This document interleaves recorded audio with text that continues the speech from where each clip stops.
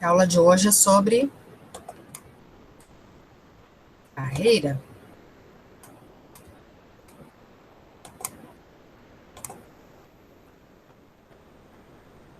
Então, está entrando para vocês a apresentação de hoje. Caso não tenham conseguido acessá-la, não tem problema, vocês podem acessar posteriormente, quando o Moodle estiver ativo novamente.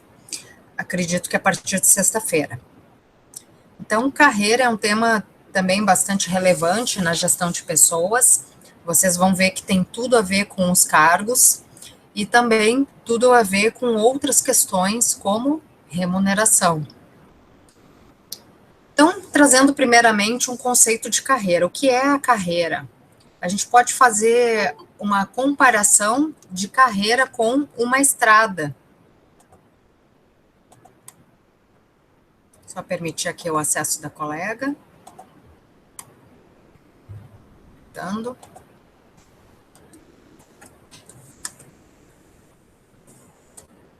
Então, a carreira como uma estrada, ou várias estradas, e essas estradas, elas estão permanentemente em construção. Não são estradas nem planas, nem asfaltadas, muitas vezes não são bem conservadas, podem ser de chão batido, porque a carreira ela é tida como um caminho que nós seguimos profissionalmente. E esse caminho, muitas vezes, é tortuoso e cheio de incertezas, às vezes até mesmo um caos, principalmente nesse momento de pandemia, em que muitas certezas já não temos mais, né? Mas ao olhar para trás, a gente enxerga a estrada já construída, ou seja, nós sabemos de onde viemos, qual é o nosso passado, qual é a experiência, as experiências que nós adquirimos enquanto profissionais. Agora, quando a gente olha daqui, 2020 para frente, nós temos sonhos, nós temos perspectivas, mas nós não temos nenhuma certeza. Então, não sabemos como vai ser essa estrada, se a gente vai continuar numa linha reta, se nós vamos pegar uma estrada paralela, o que, que vai acontecer, se a gente vai dar uma guinada na carreira, que isso é muito comum nos dias de hoje. Então, podemos fazer uma analogia da carreira com uma estrada. E o que, que isso tem a ver com as empresas? Aqui a gente está falando muito do ponto de vista pessoal, mas as empresas que possuem planos de carreira, esses planos também podem ser comparados a estradas, só que estradas pelas quais os funcionários vão trilhar enquanto estiverem dentro da empresa. Então, para que serve um plano de carreira? Qual a finalidade? Bom, um plano de carreira facilita uma série de decisões de recursos humanos, dos gestores e até mesmo das pessoas, dos funcionários. Oportuniza que se visualize as oportunidades de crescimento que existem dentro da empresa, auxilia também no desenvolvimento de pessoal, tá? Até mesmo de uma forma global, tomando os funcionários como um todo. É um alicerce, uma base para todas as atividades da gestão de pessoas, como eu coloquei em siglas ali RIS, que significa recrutamento e seleção, e T e D, treinamento e desenvolvimento. Mas a gente poderia estar falando até de outros processos, como avaliação de desempenho, remuneração e outras atividades da gestão de pessoas também. Ter um plano de carreira assegura o dinamismo e a transparência. Então, para quem está seguindo as exigências de um dado plano, saber os requisitos de forma transparente pode ser um forte estimulante. Então, é muito melhor para nós, enquanto funcionários, sabermos o que a empresa espera da gente, o que a gente pode oferecer, onde nós queremos chegar, quais os requisitos que precisamos para chegar onde queremos dentro da organização. Então, isso pode ser bastante estimulante para as pessoas.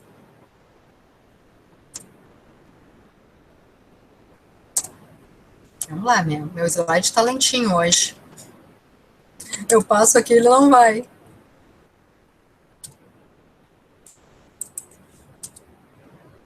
Nem na fetinha, nem no page down.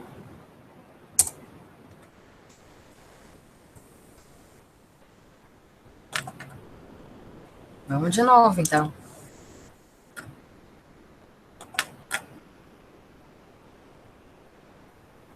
Apresentando.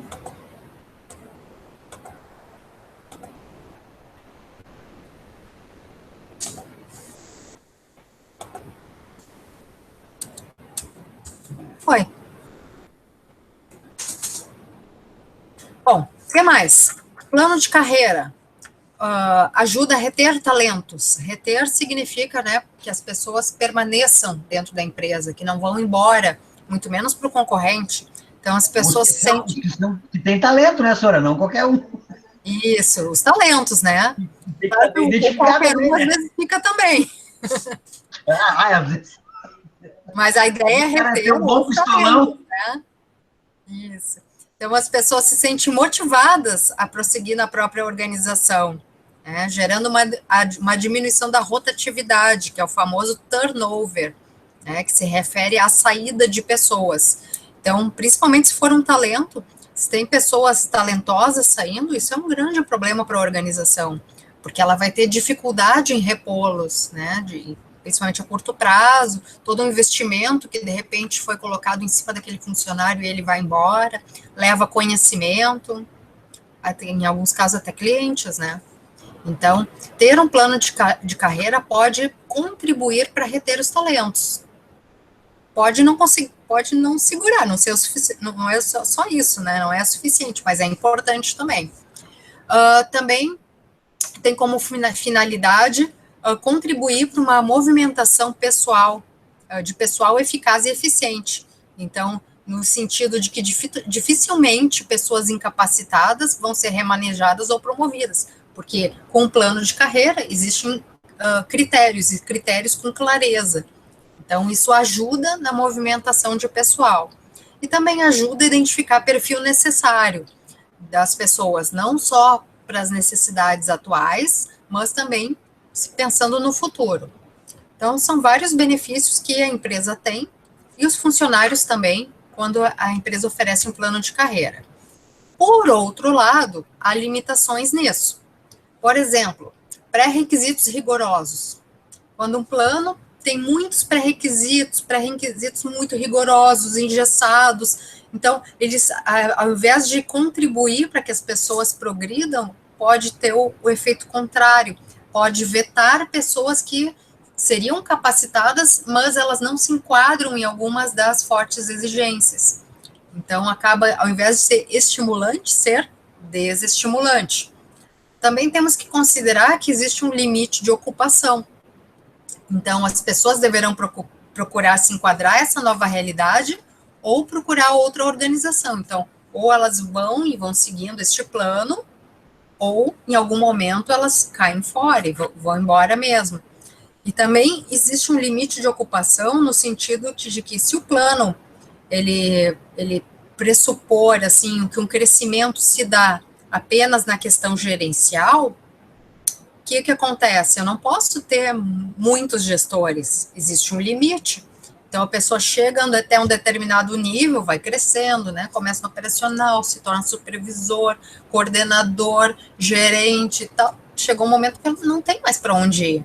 E se a empresa for pequena, pior ainda, né? Porque ou ela é só, a pessoa se torna sócia, né? Ou ela não cresce mais, né? Chega num limite. Então, também tem que ser bem pensado isso para não ter problema. E necessidade de se estar atualizando esse processo. Então, uma atualização permanente. Então, não é que nem os cargos, não é porque eu escrevi, delimitei, está tudo redondinho, bonitinho, que isso vai funcionar eternamente. Não, vou ter que estar sempre atualizando, né? Porque a realidade é mutante, né? Vamos ver agora como é que isso se estrutura dentro das organizações. Tem aqui 4 exemplos para vocês. O primeiro é uma estrutura de carreira em linha, tá? Então, é linear, a pessoa começa de baixo, vai crescendo e vai galgando determinados degraus dentro deste plano. Então, no nosso exemplo, a pessoa começou como analista de sistemas júnior, depois se tornou pleno, depois sênior, coordenador de sistemas, gerente de sistemas, né? E por aí vai. Significa um caminho linear. Ela não tem muitas outras opções, ela só vai para cima. Essa tipologia de júnior, pleno e sênior é bem comum de se encontrar em planos de carreira para diferentes cargos. Pode existir também uma classificação do tipo níveis 1, 2, 3, 1, 2, 3, 4, daí depende de como é que está estruturado o plano. Então, dentro do mesmo cargo, eu posso ter níveis de acordo com a progressão da carreira. E aí a pessoa vai passando o tempo, vai atendendo alguns requisitos e vai progredindo dentro da organização. É o modelo mais simples. O segundo modelo é a carreira paralela. Vejam que nós temos, de um lado, né, uma carreira em linha, de outro lado, outra carreira em linha e níveis equivalentes. Então, a pessoa pode seguir por uma linha, em determinado momento, dá uma guinada, né, atinge algum objetivo, tem alguma capacitação, algum curso, atende algum requisito específico, segue pela linha paralela. Então, nesse nosso exemplo, uma pessoa poderia começar como analista de suporte júnior, depois se tornar analista de suporte pleno, e depois dali ela teria duas opções: ou ela se torna analista de suporte sênior e segue naquela carreira, ou ela vai para a carreira lateral, que é paralela, por exemplo, concluiu um curso de engenharia e se tornou engenheiro júnior. Depois engenheiro pleno, pode voltar para ser analista de suporte, ou pode seguir na área da engenharia. Então, nós teríamos várias carreiras em linha, e em algum momento, algumas delas poderiam se estruturar de uma forma paralela, e a pessoa ir fazendo o seu caminho, né, trilhando a sua estrada dentro da empresa até um nível mais alto, que nesse exemplo aqui, ou é gerente de divisão, ou é o pesquisador pleno, mas poderia ter um sênior, poderia ter ainda outro nível acima. Tá? Então, a carreira paralela nada mais é do que linhas de carreiras e que em algum momento elas têm equivalências de nível hierárquico e até mesmo salarial, e as pessoas podem migrar de um para outro atendendo os requisitos. E aí a gente começa a complicar um pouquinho. Terceiro tipo é a carreira em rede. Aqui a pessoa começaria num nível mais básico e depois ela teria várias opções. Depois dessas opções, ela teria outras opções. E assim ela vai fazendo uma rede conforme o caminho que ela vai trilhando. Então, neste exemplo, a pessoa começou como trainee. De trainee, nesse desenho foram colocadas duas opções. Ou ela se tornou analista de processos industriais júnior, ou analista de suporte de vendas júnior. Pode ter começado também como analista de desenvolvimento júnior, e depois dali teriam várias possibilidades, de acordo com o cargo que ela estava ocupando. Então, se a gente pegar o primeiro aqui do lado esquerdo, analista de processos industriais júnior, vejam que a pessoa pode se tornar analista industrial de processos sênior, ou de sênior de suporte de vendas, né? Depois de ser analista industrial sênior, poderia se tornar gerente de processos industriais ou gerente de produção. E assim ela vai fazendo o seu caminho dentro da organização. É importante que a organização dê a clareza, né? Quais são os cargos, quais são os níveis, quais são os requisitos, como é que a pessoa vai ser avaliada, o que ela tem que fazer se ela quiser crescer dentro dessa carreira, tá? Então, aqui já não é mais só a paralela, né? São múltiplas opções.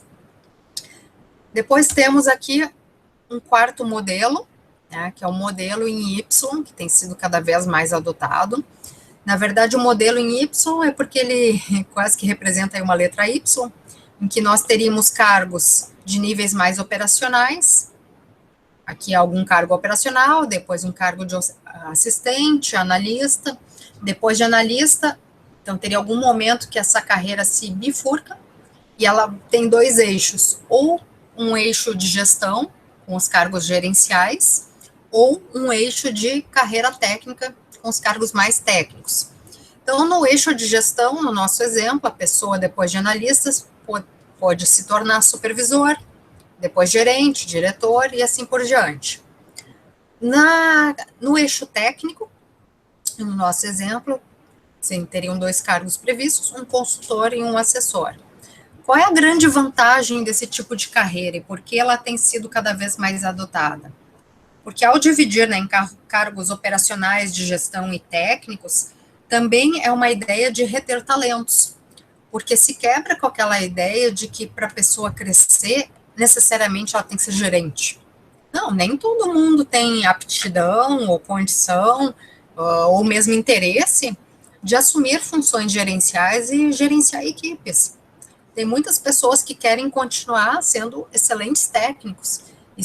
Existem técnicos muito bem remunerados. E aí, quando eu falo técnicos, são profissões bastante especializadas e que o profissional é normalmente um talento e que não necessariamente tem pessoas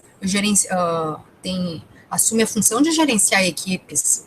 Então, um consultor, um assessor, vamos pensar, por exemplo, num médico super especializado dentro de um hospital. Às vezes a gente tira aquele médico que é excelente, que é o bambambam, né, o especialista daquela natureza, enfim, daquela área da medicina, e coloca ele para assumir uma função gerencial no hospital. O que a gente está fazendo, gente? A gente está desperdiçando um talento médico e colocando numa função gerencial e que às vezes ele nem tem preparo, às vezes nem interesse, e ele está lá só de repente porque vai ter uma remuneração melhor, né? Na carreira em Y, esses cargos técnicos, eles são valorizados e eles têm uma remuneração tão boa, digamos assim, ou tão equivalente quanto a carreira do eixo da gestão. Então, ela é uma proposta que surge no final do século XX para cá e tem sido cada vez mais implementada nas empresas, justamente para reter os grandes talentos técnicos. Tá? Então, eu diria que de todas, talvez fosse uma concepção aí mais atual. E eu brinco que se cair uma questãozinha de concurso, algum dia vocês fizerem alguma questão de concurso, que tem uma questão sobre carreira, é bem possível que essa questão aborde a carreira em Y, porque é difícil do pessoal entender, e daí já confundem com aquela questão da geração Y, que é uma determinada faixa etária, que não tem nada a ver, né? Carreira em Y é um desenho, né, de se estruturar a carreira dentro da organização, com esse formato aí da letra Y, apenas isso, com esse objetivo de reter os talentos técnicos, tá? Bom, aqui a gente fecha, eu disse que era bem curtinho mesmo a nossa apresentação, e a gente vai abrir agora, então, deixa eu tirar aqui o compartilhamento da apresentação e a gravação, para a gente ouvir vocês, interrompendo.